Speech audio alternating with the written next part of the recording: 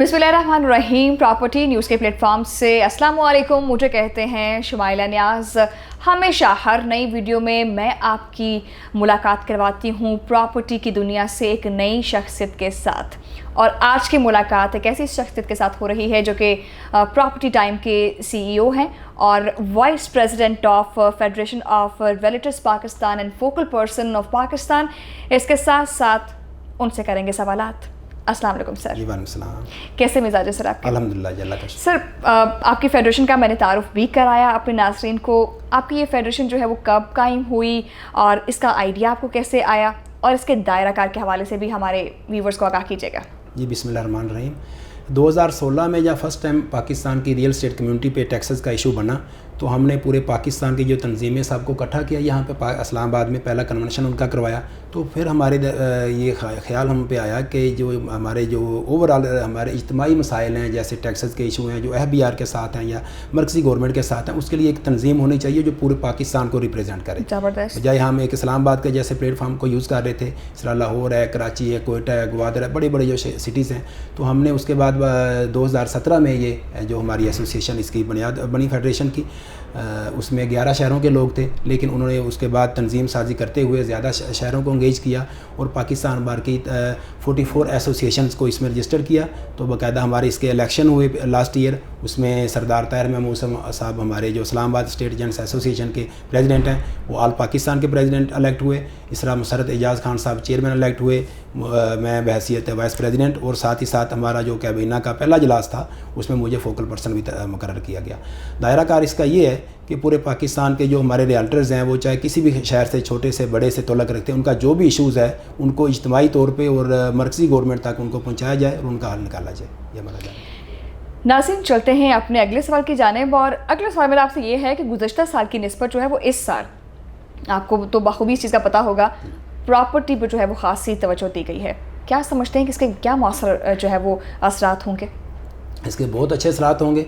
इसके पीछे भी एक बैकग्राउंड है कि हमारी जो फेडरेशन ऑफ रियल्टर्स पाकिस्तान है, हमने जब बारहा मुख्तलिफ जो अदारे हैं हुकाम बाला से हमने मुलाकातें की, अपने मसाइल उनको बताए, उनका हल तजवीज़ किया। स्पेशली इसमें मैं नाम लूँगा जो नया पाकिस्तान हाउसिंग अथॉरिटी के चेयरमैन हैं जनरल अनवर अली हैदर साहब, उनका चूँकि टास्क है 50 लाख घरों का। उनको हमने बताया कि जो आपने ये पैकेज दिया, प्राइम मिनिस्टर ने रिलीफ पैकेज दिया है बिल्डर्स के लिए, इसमें हमें रियल्टर्स को साथ लेके चलें, तो हमारे ये इशूज़ हैं उनको हल करें, तो इंशाल्लाह आपको बड़ा फैसिलिटेट होगा और ये आपका तभी ख्वाब पूरा हो जब रियल्टर्स को भी साथ लेके चला जाए। तो उसमें हमारी अल्हम्दुलिल्लाह काफ़ी बातें मानी गई। स्पेशली उसमें ये किया गया जो ट्रांसफ़र प्रॉपर्टी की ट्रांसफ़र पे अखराजात होते थे जो खरीद और फरोख्त के टाइम होते हैं, रजिस्ट्री हो या ट्रांसफ़र हो, स्पेशली इसमें जो एक स्टाम्प ड्यूटी कहलाती वो 5% थी, उसको चारों सूबों ने और जो मरकज़ ने सब ने 1% पे कर दिया। अभी इससे इंशाल्लाह हमारे काम पे बहुत असर पड़ेगा। इस तरह जो फ़र्स्ट टाइम प्रॉपर्टी बाय करेगा या फ़र्स्ट टाइम जो सेल करेगा उसको एग्जम्प्ट कर दिया उन्होंने, उस पर कोई टैक्स नहीं होगा।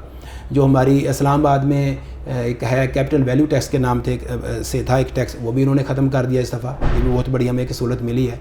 तो ये बड़े बड़े रिलीफ थे जो जिनकी वजह से इंशाल्लाह हमारा प्रॉपर्टी का काम इस दफ़ा हमें उम्मीद है कि बहुत ज़्यादा बढ़ेगा। अच्छा होगा। और इसमें कंस्ट्रक्शन को भी बहुत फ़ायदा होगा, रियल स्टेट को भी।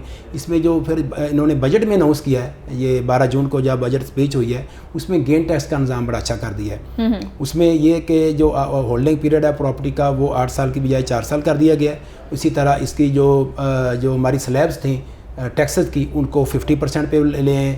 इस पर बड़ा इंशाल्लाह अभी बहुत लोग मोटिवेट होंगे और ये मुख्तलिफ जो ओवरसीज़ स्पेशली जो हमारे पाकिस्तानी हैं वो बड़े मोटिवेट होंगे, क्योंकि यहाँ पे टैक्सेस बहुत कम कर दिए गए। यानी कि अच्छा इनिशिएटिव है, बहुत अच्छा अल्हम्दुलिल्लाह ये बजट हुआ। और अच्छा राना साहब, अभी आपने कहा कि जो टैक्स है वो नहीं लगेगा खरीद फरोख्त पर, क्या आपको नहीं लगता कि इसके मनफी असरात होंगे? नहीं, देखिए फ़र्स्ट टाइम तो हर पाकिस्तान का हक़ है, आपका भी मेरा भी सबका एक हक़ है कि हम एक मकान खरीदें, उस पर टैक्स नहीं लेना चाहिए। जो बिज़नेस करता है यानी बार बार लोग प्लॉट लेते हैं, बार बार मकानात लेते हैं, उन पे टैक्सेस उनको वो जो बिजनेस रन कर जो इसमें जनरेट कर रहे हैं प्रॉफिट जनरेट करते हैं, तो उनसे तो लेना चाहिए, फर्स्ट टाइम नहीं होना चाहिए। तो ये गवर्नमेंट ने बड़ा अच्छा रिलीफ दिया अभी। अच्छा सर, जैसे कि आपको पता है कि इस वक्त जो मुल्की हालात चल रहे हैं, कोरोना वायरस ने ना सिर्फ बल्कि मुल्क की मईशत को भी जो है बहुत बुरा हाल कर दिया है, और इससे तामीराती शोबा जो है वो भी काफ़ी हद तक मुतासर हुआ है।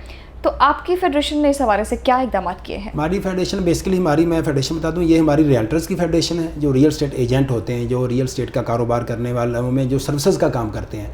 इसमें एक पोर्शन है बिल्डर्स का, جو تعمیرات کا کام کرتے ہیں انہوں نے پہلے سے یہ بات حکومت تک پہنچائی ہوئی تھی کہ ہمیں کوئی ریلیف دیا جائے. تو 3 اپریل کو پرائم منسٹر صاحب نے بہت بڑا ریلیف پیکج کا ایک اناؤنس کیا, چونکہ اس دوران کرونا کا یہ معاملہ سٹارٹ ہو چکا تھا. اسپیشلی جو ایک غریب آدمی ہیں جو ڈیلی ویجز والے ان کے لیے اس میں بڑا تھا کہ انہوں نے سب سے پہلے جو پاکستان میں انڈسٹری کھلی ہے وہ کنسٹرکشن کی انڈسٹری ہے, تعمیراتی انڈسٹری تھی. اسی سے چونکہ ہمارا کام بھی ریلیٹڈ ہے تو ساتھ پراپرٹی کے آفسز بھی سارے کھل گئے. تو یہ بڑا گورنمنٹ نے ایک پیکج دیا تھا تاکہ بجائے پاکستان ایسے حالات میں ہم سروائیو نہیں کر سکتے, ہمارا کنٹری اس طرح رچ نہیں ہے جس طرح دوسرے کنٹریز میں یورپ وغیرہ میں ہے, تو یہ کنسٹرکشن کا کام کھول دیا جائے. ایک غریب آدمی ہے وہ بھی اپنی دیہڑی لگا کے اور کام کر سکے, اس میں گورنمنٹ نے بڑا فیسیلیٹیٹ کیا اس میں. اچھا, میرا اگلا سوال تھوڑا سا جو ہے وہ بڑے اندر کی بات ہے, ویسے یہ بھی ایک عام تاثر یہ بھی ہے کہ اس اسپیشلی پراپرٹی کے بزنس میں جو ہے وہ رشوت کا کافی لین دین ہوتا ہے. آپ کی کیا رائے ہے اس حوالے سے؟ رشوت کہہ لیں, دیکھیں یہ رشوت ایک بڑے اس میں لارج اسکیل میں بادعنوانی ہم اس کو کرپشن کہہ لیں, وہ بالکل ہر فیلڈ میں ہے. پراپرٹی میں بھی لوگ کرتے ہیں ایسا, ہر شعبے میں کالی بیڑیں ہوتی ہیں. لیکن اس میں اگر دیکھا جائے, اگر گورنمنٹ اس کو کوئی سسٹم ایسا بنا دے کہ یہ کام کم سے کم ہو, ہم ختم تو نہیں کر سکتے. یعنی آپ مان رہے ہیں کہ رشوت کا ہوتا ہے, اس میں ہوتا ہے. دیکھیں اس میں پراپرٹی میں کیا ہوتا ہے, عام طور پہ ہمارا جو سروسز کا طریقہ کار ہے اس میں لوگ ایک بائر ہوتا ہے, ایک سیلر ہوتا ہے, ان کی میٹنگ ہونی چاہیے, ڈائریکٹ وہ سیل پرچیز کریں, پرائس سیٹل کریں آمنے سامنے ان کا, تاکہ تعارف ہو جائے. عام طور پہ بہت سارے جو ریلٹرز رہتے ہیں وہ ان کا تعارف نہیں کرواتے, خود ہی ایک ان کے بیاہ پہ ڈیل کر رہے ہوتے ہیں. وہاں چانس ہوتا ہے کہ وہ کوئی اس میں کوئی گیپ رکھیں یا کوئی ایسا کریں نا. تو اگر ڈائریکٹ ان کی سیلر اور پرچیزر کی میٹنگ ہو جائے, خود وہ بارگین کریں, پھر یہ چانس نہیں رہتا اس میں. سر, آپ اپنی فیڈریشن کے حوالے سے تو آگاہ کر دیا ہے, اور یہ بھی بتائیے گا کہ پراپرٹی ٹائم کے حوالے سے ناظرین یہ بھی جاننا چاہیں گے کہ یہ پراپرٹی ٹائم کا آغاز جو ہے وہ آپ نے کب کیا, اور یہ آئیڈیا جو ہے وہ آپ کو کیسے آیا, اور آپ نے جو ہے وہ اس پیشے کا ہی انتخاب کیوں کیا ہے؟ یہ آج سے 24 سال پرانی بات ہے. 96 میں نے ماسٹر کیا, تو سرگودا سے میرا ہوم ٹاؤن ہے, میرا تعلق ہے. تو اسلام آباد میں یہاں پہ آیا بزنس کے لیے, جاب کے لیے آیا تھا. تو میرے انکل ہیں, وہ تھے بزنس میں, ریئل اسٹیٹ کے اسی بزنس میں. تو انہوں نے مجھے اس کام میں لگا دیا کہ آپ جاب کی بجائے بزنس کر لیں. اچھا ناظرین, یہاں پہ میں معذرت کے ساتھ, یہاں پہ ایسا ہوتا ہے کہ نارملی سبھی لوگ جو ہیں وہ پراپرٹی کے بزنس میں کو انسیڈنٹلی آ جاتے ہیں, پھر اسی کو اپنا پیشہ جو ہے نا وہ پرماننٹلی بنا سکتے ہیں. جی سر, بالکل ایسے. میں نے چونکہ اس وقت ماسٹر کیا ہوا تھا, میرے ذہن میں تو پکا یہی پروگرام تھا کہ میں نے ہر صورت جاب ہی کرنی ہے, اچھی جاب کے اس میں. لیکن وہ انکل نے جب یہ مشورہ دیا کہ یہ جو بزنس ہوتا ہے اس میں زیادہ برکت ہوتی ہے, زیادہ اس میں فائدہ, تو آپ اس شعبے میں آئیں. تو میں نے پھر وہ ان کے رہنمائی میں یہ سارا کام سیکھا. 2000 میں نے پھر اپنا پراپرٹی ٹائم پرائیویٹ لمیٹڈ کے نام سے اپنا بزنس اسٹیبل کیا. یہ I8 مرکز میں ہمارا ہیڈ آفس ہے, اور F8 میں اور بحریہ میں ہماری برانچز ہیں. تو یہ ہمارا الحمدللہ مجھے 24 سال اس فیلڈ میں ہو گئے. اچھا رانا صاحب, یہ بھی بتائیے گا کہ اس پیشے میں بہتری کیسے لائی جا سکتی ہے, کیونکہ ایک عام تاثر یہ بھی پایا جاتا ہے کہ پراپرٹی میں کام کرنے والے لوگ جو ہوتے ہیں وہ فراڈ کرتے ہیں. عوام میں جو ہے وہ اس کا تاثر اچھا نہیں ہے. کیا سمجھتے ہیں اس کو کیسے دور کیا جا سکتا ہے؟ اس میں ہم نے حکومت سے بھی بارہا یہ بات کی ہے, اور اداروں میں بات کی جا کے کہ اس کے ریگولیٹ اس کو کر دیں. اگر آپ پوری دنیا میں ایسا سسٹم ہوتا ہے کہ ہر کاروبار کا ایک طریقہ کار, پاکستان میں جس کو کوئی کام نہیں آتا ہے وہ بعض دفعہ ایسا ہی ہوتا ہے پراپرٹی کا کام کر لیں. اس لیے پیشہ بدنام بھی ہوا نان پروفیشنل لوگوں کی وجہ سے. ہمارا گورنمنٹ سے یہ مطالبہ کہ آپ ریئل اسٹیٹ ریگولیٹری اتھارٹی بنائیں جس میں پورے پاکستان کے جو ریلٹرز ہیں وہ رجسٹرڈ ہوں. ہماری فیڈریشن کے پاس پورے پاکستان کے شہروں کے جو رجسٹرڈ ڈیلروں کی وہ لسٹ موجود ہوتی ہے, تو ان کو ہم یہاں پہ دیں. گورنمنٹ کو باقاعدہ وہاں سے ایک نیا آپ کہہ لیں گورنمنٹ کو ریونیو بھی وہاں سے ملے گا, باقاعدہ اس کی فیس مقرر کر دیں. جب لوگ رجسٹرڈ ہو جائیں گے ان کو باقاعدہ ایک لائسنس گورنمنٹ جاری کرے گی, چاروں صوبے میں ان کے صوبائی آفسز ہو جائیں, تو یہ ریگولیٹ ہو جائے گا. ہماری جو ذمہ داریاں بھی ہوں گی, ہمارے رائٹس بھی ہوں گے. اسپیشل جیسے ہمارے ساتھ بھی یہ ہوتا ہے کہ لوگ ہم پراپرٹی ٹرانسفر کراتے ہیں, سم ٹائم لوگ کمیشن ہی نہیں دیتے, ہمارے ساتھ بھی فراڈ ہو جاتا ہے, تو وہ اس کا راستہ بھی بند ہو جائے گا. جو جب ریگولیٹری اتھارٹی ہوگی تو اس میں ٹرانسفر کے ٹائم ہماری کمیشن کا پیاڈر ساتھ بنا ہونا چاہیے. جیسے گورنمنٹ کے ٹیکسز ساتھ ہم لگاتے ہیں, تو ہمارے ریالٹر کی جو کمیشن ہے 2% ہمارا جو سروس چارجز ہوتے ہیں وہ بھی ساتھ ہونے چاہیے. اس طرح اگر کسی کے ساتھ چیٹنگ ہوتی ہے, فراڈ ہوتا ہے, اسپیشلی جو اوورسیز پاکستانی ہیں, تو ان کو گورنمنٹ بلیک لسٹ کر دے, اس پہ کو فائن کرے.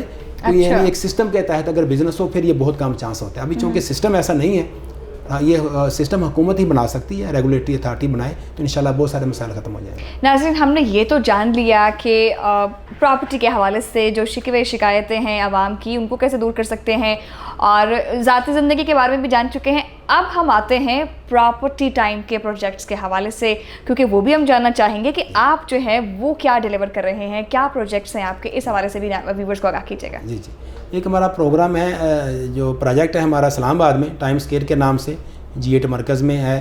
تو اس کی ہماری الحمدللہ 4 فلور اس کے کمپلیٹ ہو چکے ہیں, وہ ہم بنا رہے ہیں یہاں پہ, وہ CDA میں ٹرانسفر ہے. اس طرح ایک ہمارا جو بڑا پروجیکٹ ہے, میگا پروجیکٹ ہے, وہ 9 کنال پہ ہے, وہ بحری انکلیو میں اسلام آباد میں ہے. تو وہ 11 فلور ہیں اس کے, جس میں سے 9 فلور اس کے بھی کمپلیٹ ہو چکے ہیں. تو میں سب بھائیوں کو دعوت بھی دیتا ہوں تو وہیں ہمارا پروجیکٹ دیکھیں انشاءاللہ, وہاں پہ موقع پہ کام ہو رہا ہے. ایون کہ کرونا کے حالات میں بھی ہم نے وہاں پہ کام کیا اور ڈیلیور کیا ہم نے.